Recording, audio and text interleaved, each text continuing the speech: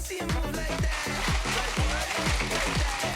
Let me see you move like that. Just like that. Thank you so much all for being here. We're like the guinea pigs. We're the ones that go in first. So hopefully everything works for us technology-wise. I'm Adi Oladipo, as just announced. I'm a broadcaster for DAZN. I lead all their presentations, boxing globally. So in the UK, the US, new territories like Japan, the Middle East, Australia. I do that. This is a good friend of mine, Lianne Sanderson, former England international, has played for so many clubs around the world, Europe, the US, and is now one of the leading broadcasters in the world. She's a key commentator for us on all our Champions League fixtures that we do. And here we have Mr. Damo Smith, the busiest man in DAZN, the Vice President of Global Sales.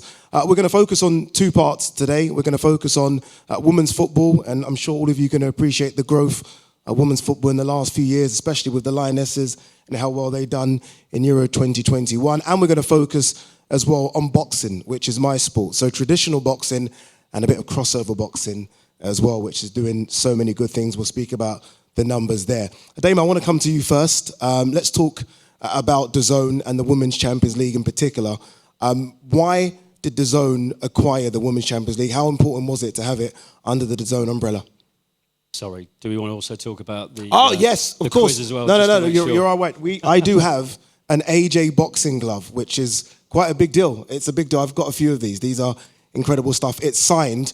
Now, in order to win this glove, there's two ways. We've got two gloves. You guys have probably seen the punch bag machine out there that I've seen a lot of you trying to hit, which is good. I say try because a few of them were not that great.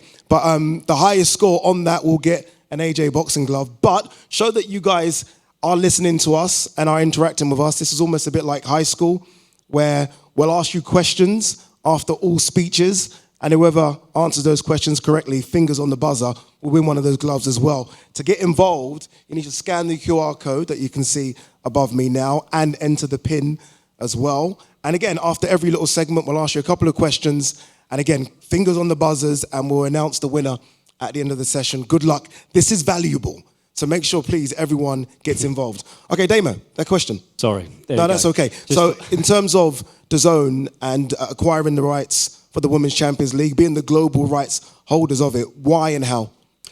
So look, we always go and think about the type of rights that we want to buy, and obviously we've got a lot of men's rights, sporting rights around the world, which is great. About 2 years ago, we thought, well, women's sports are starting to grow, and we feel as though we can play a big role in that by offering visibility across our streaming platform. And you can see, I think, in some of the statistics that we've had 100 million views from Women's Champions League across DAZN in the first couple of years. Lianne, obviously, you've been part of that punditry team. And growth has happened year after year. We had 3.1 million views in the final in 22, and then up to 5.1 million views in the final in 23. So there's a real growth there that we're proud to be a part of, really. Yeah, Lianne, you are part of that growth as well. Talk to us from a standpoint of a former player and someone that knows a lot of the players as well. How have they taken to DAZN, a streaming service, obviously very different to the linear service they're used to? How have they taken to it? Yeah, first of all, good afternoon, everybody. When they got their phones out, I thought they were taking pictures of us, and then I realised you put the QR code Oh, you thought they were taking photos of you? Yeah, I thought they were taking pictures of me. No. No, but I think, with regards to DAZN and working with DAZN, I thought being a professional footballer was the best job in the world, and being able to work with these types of companies that believed in the women's game before a lot of other companies, before it became cool, so to speak. Yeah. And I think the last couple of years, obviously the Lionesses England have had a lot of success, but DAZN have always backed the women's game, even before other companies did. So the growth of it has been incredible. People used to come up to me on the street and say, Lianne, when are we going to see women's football, growing? And I said, you know what? You can't put a benchmark or a timeline on it, but it's been unbelievable. And DAZN were really majorly behind, the growth of the game, being able to watch all the games, streaming the games, and the players are receptive to that as well. And I think that's why the players love DAZN all over the world. I just got back from Miami yesterday. I went with Paramount Plus and CBS, and all the players over there, they love DAZN. They're like, oh my God, we watched those games, Champions League final, and I just feel really blessed to be part of an organisation that really cares about the women's game. I remember the Champions League final a couple of years ago. It was you, Ian Wright, and Ada Hegerberg came over, one of the best players in the world, and she actually said, thank you to DAZN, which you don't normally get. So does that show that the players are receptive to it as well and enjoy the extra coverage they're getting? Yeah, I mean, we was in the middle of an interview, and that's why I love live TV. I absolutely love it. Even behind stage, I thought I was doing WWE. It was fantastic. When you Walking come out through in here, the smoke. You know, it was amazing. So having a player come over and it's completely unplanned, it was like amazing. And she thanked the zone, and that's what I'm saying. The players are aware of that. So when other companies are going to get on board now, players will be open to those companies too. But players talk, we all do. So when people know that I work for DAZN, they have nothing but great things to say about the company, because you can watch all the games. You can watch the German league, the Spanish league, England. Even last weekend, I was watching the women's league in America on my television, the NWSL. It was amazing that DAZN have the rights to some of those games as well. So the players love it, I love it, and it's a great company to work for because they genuinely care about the growth of the women's game. Where do you think it's going to be in the next couple of years from a streaming standpoint? Like, what are your expectations? Again, I think the growth in the last 2 years has been crazy, right? So what are you expecting the next two? Well, I've been blessed to have done the last two Women's Champions League finals in Turin the season before last and Eindhoven this year. And we've already had meetings about this season. And, you know, we're going to be on location more. Everybody can stream the games. And it's going to be exciting. I mean, it's already been fantastic what DAZN have done. But now to see the plans for this season, I mean, we're doing the Women's Champions League draw on Friday. And we're the only company in the world that's broadcasting it live. You know, we're doing it live from Leeds, and that in itself is amazing that people can join in and stream and watch it. You know, it's unheard of that companies do those types of things. So it's going to be even bigger and better, and hopefully I won't get told off next season for going on the field in Eindhoven and kicking the ball in the back of the net by the ground staff, because we were live and they were like, don't kick it. And I was like, I've got to do it. I was egged on by Jill Scott and a lot of people, and I did it. Yeah, and in the end, it made good television, but the ground staff didn't like it. It got clipped up, I saw it. Damo, from your standpoint, from a brand and strategy standpoint, what does the next 2 years look like? So look, I mean, we're trying to find other ways that brands can put their message into this great coverage that we're getting. Obviously, as Lianne says, we're global, which means that we can tap into audiences around the world. We can tap into audiences in one market like the UK, and it's trying to find different ways. So sponsorship and traditional awareness through advertising is one way, but how can we actually put a brand in the hands of a consumer while they're watching the football is another thing that we're focusing on, and we're partnering with YouTube. You know, we're partnering with other distribution platforms to be able to do that. You know, really thinking about how interactive we can be, and I'll touch a bit more on interactivity in the next part as well. You certainly will. Is there any hope? Again, we obviously are the global home of the Women's Champions League. Is there hope for the WSL and other competitions as well going forward? I mean, we do have the WSL globally, so just not in the UK. That's part of our strategy. Our strategy has always been, let's get domestic rights where we can, let's get the biggest rights, and obviously then bring it together in one place so that fans don't have to go to different subscription platforms to be able to find the rights they want to find. Indeed. All right, questions. We're going to do it now. Fingers on the buzzers. This is to win the AJ glove. This is quite exciting. All right, if you were listening, hopefully you all were. First question.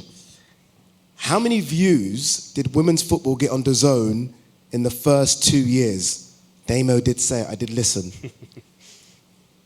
How many views did women's football get on DAZN in the first 2 years? 125 million, 100 million, 75 million, or 50 million? Those are good numbers regardless, right? Those are strong numbers. All right, question 2. Oh. Well, this is interesting. Hello, Aaron. Aaron's fast. Where is Aaron? Aaron? Oh, there you are. Okay, your finger on the trigger, Aaron. All right, question 2. How many views did the UEFA Women's Champions League final enjoy in 2023? 2.5 million, 3.5 million, 5.1 million, or 7.1 million? Do you know the answer to that, Lianne? You were on it, so you must have known. No? Maybe. Oh, the answer was 5.1 million. They're big numbers. I'm more interested in who's the first one. I want to see fingers on the buzzers. Oh. Aaron again? Still there. He wants that glove. I've got a spare one for you, Aaron. All right, I want to move on from talking about women's football, and this is a subject that you know very well, so you can definitely stay with us, Lianne. Boxing, and it's a subject. Obviously, I cover all the boxing for DAZN. Matchroom, the leading promoter in the world, linked up with DAZN many years ago in the US and had that coverage. And then it became apparent that this was a relationship that was going to grow, and Matchroom and DAZN became the global leaders together. And Matchroom, and that was back in 2021. We don't just do traditional boxing on DAZN, we do crossover boxing as well. I don't know how many of you guys watched the recent KSI fight card, or maybe your kids watched the recent KSI fight card, but it done incredible numbers for DAZN. We'll touch on those numbers shortly. But boxing is a big driver to our platform. It's a sport, obviously, that is big in this country. It's big globally as well. I mentioned earlier that we are doing events in Saudi Arabia. We're doing events in Australia, Japan, and in the US. But it's very big for us here as well. Talk to us about that relationship between DAZN and Matchroom and how that came about and how important that was as well for DAZN. Firstly, I'd like to say I'm in the latter group. Unfortunately, my children watched it, not myself. So, are you sure they made it? Watch a little bit of it. Apparently so. But look, I mean, Matchroom was a good right for us to come and bring into the portfolio the stable of rights. Boxing is a good crossover with football in terms of audience, and of course we love the crossover boxing as well. Sportainment, as I think is affectionately known. That's the new term. Coined here on this stage today. So look, I mean, it's really a case of being able to get those traditional boxing audiences, but also look at that younger demographic, which obviously helps, therefore, when you come to brands who are probably not interested in a combat sport per se, but they are interested in reaching the unreachable audiences, the 13 to 17 or 13 to 19-year-old audiences that crossover boxing does. I think, if you think about this weekend, some of the biggest numbers that I think we've seen in terms of both social and broadcast. I've got those numbers here for you. So we had, and this was just on the week, we had 1,237 posts across our social media platforms, which had 300 million impressions, 250 million views, and 10 million engagements. And the broadcast itself, which was on DAZN pay-per-view, did over 1 million pay-per-view buys. The record broadcast in this country is Anthony Joshua versus Vladimir Klitschko. We did 1.3 million buys. We expect that number to be broken once all the numbers have come in for KSI versus Tommy Fury. I laugh because it's incredible. It's astonishing. What do you make of it, Lianne? Did you watch it on the weekend? Yeah, I'm a big boxing fan. I was wondering I was going to get the call up to be in the ring. I wouldn't last 5 minutes, to be honest. But, all my family were messaging me. I was in America, and I think it can split decisions of people saying, they're not real boxers and those types of things. I respect it because, they're getting, look at the numbers you just read out. It's incredible. So I think I had loads of messages from my family members that were watching it, and I couldn't watch it because I was working, but I knew what was going on, and my dad was sending me videos, and he was watching it, and it builds excitement. And I think what's quite good about it is it allows you to be able to watch it with your kids, those types of things. I think that's a different kind of, growing up, I was watching Mike Tyson and those Prince Naseem Hamed, those types of boxers. And I think now, these kids can look up to some of these boxers and kind of, encourage them to get in the gym. They look up to them. Look at KSI, he's following, and Jake Paul and Logan Paul. It's quite incredible. So I respect exactly what they're doing, and you've only got to look at the numbers to show that it's working. From a brand standpoint, Damo, it's a completely different demographic as well, isn't it? I mean, your traditional boxing, the age groups are completely different from, again, the people that watch the crossover boxing. 100%, yeah, absolutely. The brands that we're finding are interested in the crossover boxing, completely different from the other side. And when you speak to Eddie Hearn of Matchroom, I think it's really interesting to see that he sees this and understands that there is a difference, both from an interest level, an audience level, and a brand investment level. So, we're on his coattails, so to speak. We certainly are. Let's hear that. I did catch up with Matchroom chairman Eddie Hearn, and this is what he had to say about switching from linear Sky Sports to DAZN and other things as well. I think you're the perfect person, apologies, to have this next conversation with, and that's about the debate between linear TV and streaming. Obviously, Matchroom and Sky Sports, linear service, and you're with Sky for so long, 20 years with Sky. You're still with Sky. I mean, some of your Matchroom platforms are still on Sky. Why make the switch from linear to streaming, obviously, with DAZN? I feel that streaming is the future. I mean, I don't think it takes a rocket scientist to understand the shift in terms of how the younger generation are digesting content. The days of traditional TV, linear TV, and sometimes even satellite TV, you see the younger generation don't consume content via those platforms anymore, certainly as much. If I look at my children, and I think, and as a parent, you can definitely get to see what is happening in that shift of mindset across many things. My kids don't watch TV. You know, I don't see them looking at the big screen. No, I see them on Netflix. I see them on YouTube. I see them on apps digesting content. And I think that is the way that the attention span of viewers is definitely changing.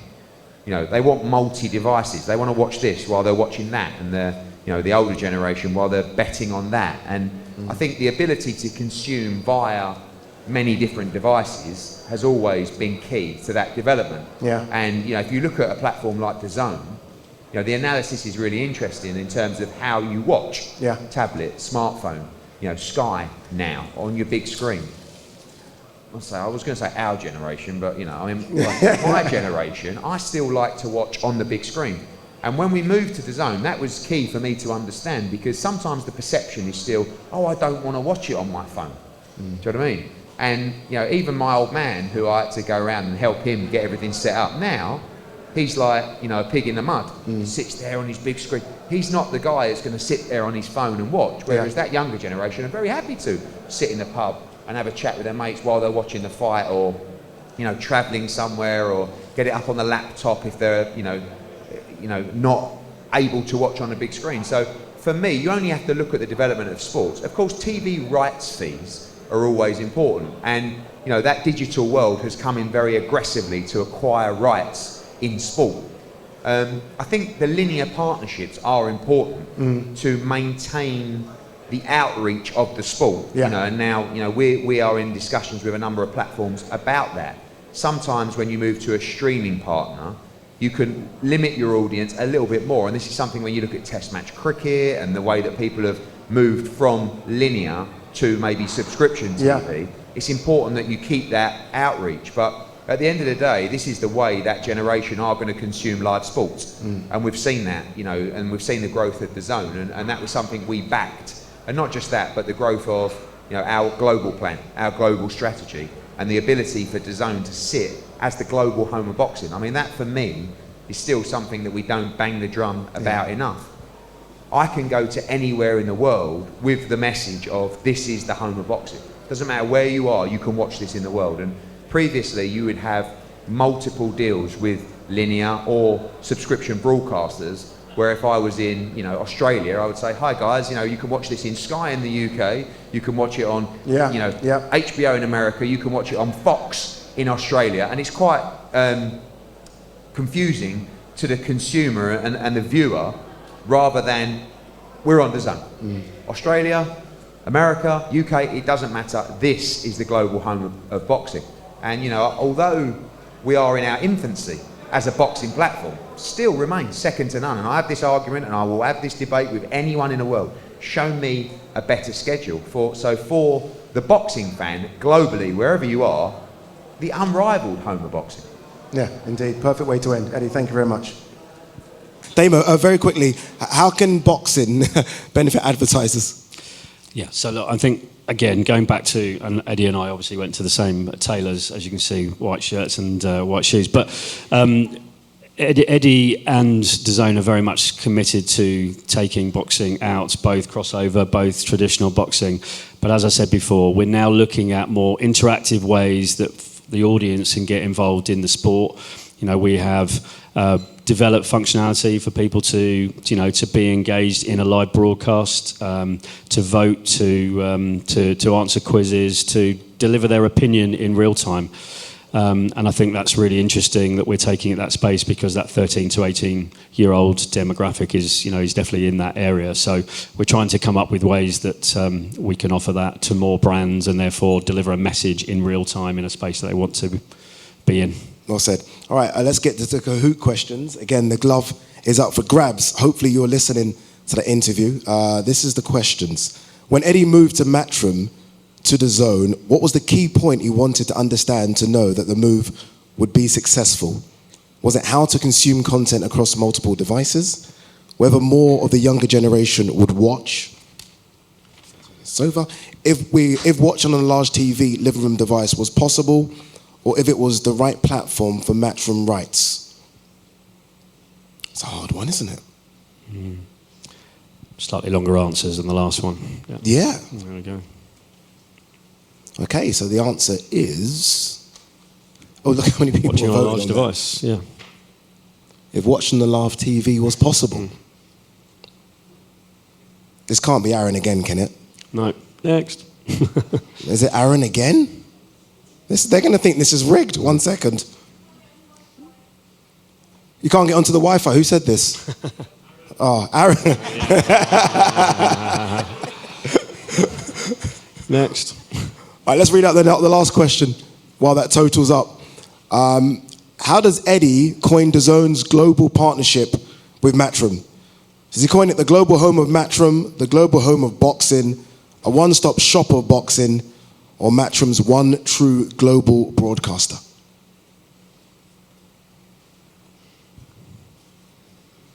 Who knew? Very good. The global home of boxing. Right, so who's the winner of this glove? Here we go. It's pretty obvious, isn't it, surely? LW. LW? Well, no, that's Oh no, that's bronze. Silver has to be Aaron, doesn't it? Ta-da! Aaron! Aaron is the winner of the glove. I like it. Aaron's the winner of the glove. This has been exciting, Damo. It has been. Thank you for joining us on stage as well. Thank you, Lianne. If any of you weren't listening, we have a 1 minute sort of wrap of what we were speaking about that we're going to play now. We are DAZN, the world's leading sports streaming platform. This year, we offered brands more. What is up with this game? More sponsorship.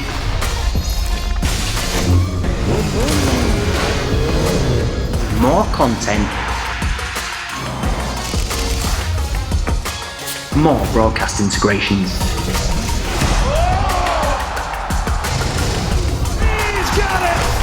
Next year, we're giving fans more and brands more. More markets, more rights, more formats, and more ways to buy. Have you seen anything like that? Need we say more? No, who are they kidding? That was good. I didn't have to say anything. We could have just played that. Yeah, true. Could have played that. Thank you, everyone. Thank you very much. you. Thank you.